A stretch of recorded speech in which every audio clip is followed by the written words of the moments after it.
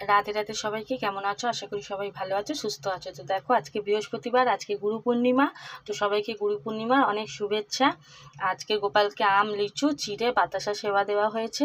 আর আজকে যেহেতু বৃহস্পতিবার, ওই জন্য মা লক্ষ্মীর ঘটও বসাতে হয়েছে। এই যে মাকে দেখো কেমন লাগছে।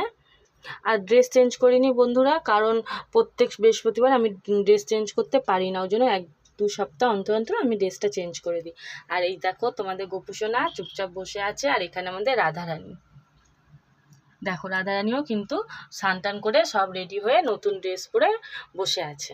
আর এইখানটায় দেখো তোমাদের ননিকে, ননি কিন্তু আজকে স্নান করেছে, করে লিচু হাতে নিয়ে চুপচাপ বসে আছে। তো বন্ধুরা, যদি আমার ভিডিওটা তোমাদের ভালো লাগে তো অবশ্যই একটা লাইক করো। আর আমার ননি সোনার, আমার গোপু সোনার, আমার রাধারানীর পাশে থেকো। রাধে রাধে বন্ধুরা।